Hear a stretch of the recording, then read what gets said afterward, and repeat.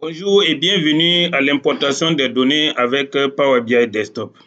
Alors, il faut retenir que Power BI Desktop permet d'importer plusieurs sources de données. Euh, Actuellement, Power BI Desktop prend en charge plus d'une centaine de sources de données. Alors, comment importer des données avec Power BI Desktop? Pour importer des données avec Power BI Desktop, il faut aller dans l'onglet Accueil. Et dans l'onglet Accueil, vous avez l'onglet Obtenir les données. Lorsque vous cliquez sur cette icône Obtenir les données, une fenêtre s'affiche et vous montre les sources de données les plus communes qui sont généralement utilisées pour se connecter les données avec Power BI Desktop. Vous retrouvez dans cette liste commune les jeux de données exemple, Excel, SQL Server, les fichiers sous forme CSV et les données en ligne. Alors, lorsque la source de données qu'on veut importer dans Power BI ne se trouve pas donc dans cette liste, nous avons la possibilité d'afficher toutes les sources de données en cliquant sur l'icône plus. Lorsque nous cliquons sur l'icône plus, donc il y a une autre fenêtre qui s'ouvre et qui contient en fait toute la liste des sources de données qui peuvent se connecter à Power BI regroupées en catégories. Donc là, nous avons toute la liste.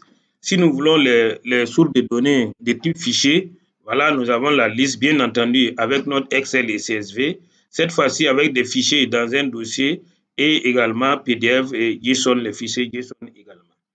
S'il s'agit des bases de données, donc nous pouvons cliquer ici et nous verrons la liste des bases de données. Et là, nous avons Access, SQL Server et bien d'autres sources bases de données. S'il s'agit des services en ligne également, nous pouvons voir la liste qui s'affiche. Voilà. S'il s'agit d'autres sources de données, voilà, comme le web, voilà, les données en ligne. Donc, vous avez également DIS2, voilà, où vous pouvez également retrouver dans cette liste. Voilà. Retenez également que il existe des connecteurs certifiés pour Power BI. Donc, dans la nouvelle version, vous verrez ces deux icônes qui sont affichées, les connecteurs certifiés. Comme au niveau des développeurs, ils peuvent également développer des connecteurs personnalisés qui ne sont pas certifiés par Microsoft Power BI. Voilà, et il existe également des applications modèles, voilà, qui permettent également de pouvoir utiliser rapidement et d'avoir des résultats en termes d'analyse des données. Alors, donc, voilà un peu comment on peut retrouver les sources de données pour pouvoir se connecter. Autre aspect sur lequel je voudrais insister, il faut retenir que dans la nouvelle version, la version mise à jour depuis novembre 2020, vous retrouvez dans la vue rapport 4 types de données qu'on peut utiliser aussi rapidement sans passer par l'onglet Obtenir les données. Donc, si vous voulez vous connecter avec Excel, vous pouvez cliquer directement ici dans la vue rapport. Voilà, SQL Server. Si vous voulez juste copier-coller des données, donc c'est la méthode entrée ou utiliser un jeu de données. Alors, ce qui est affiché ici également au centre de l'écran, vous avez les mêmes qui sont sur le ruban. Donc, vous avez Excel, voilà, les jeux de données, SQL Server et entrer les données également. Donc, je peux également, pour obtenir les données, je peux également aller dans la source récente si la source de données se trouve là-bas. Donc, je peux aller directement dans cette source pour essayer de chercher, en tout cas, ce que je peux me connecter.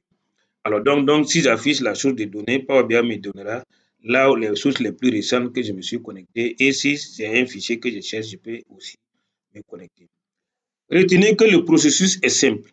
Lorsque je vais me connecter à un fichier, voilà une source de données, le principe c'est quoi? C'est d'identifier c'est quelle source de données je vais me connecter. Donc, si c'est Excel, je clique sur Excel. Si c'est PDF, je clique sur PDF. Ensuite, Power BI va me demander où se trouve mon fichier. Donc, c'est à nous de rechercher l'emplacement de notre fichier et de pouvoir identifier le fichier et double-cliquer là-dessus. Donc, lorsque nous avons retrouvé le fichier, la troisième étape, c'est à nous de décider comment faire l'importation dans Power BI. Soit nous l'importons simplement, soit nous demandons que nous devons faire des transformations avant de pouvoir importer. Voilà un peu comment importer des données dans Power BI. Nous verrons de façon pratique avec quelques exemples de sources de données comment tout cela se passe. Voilà, à bientôt pour la suite de cette formation.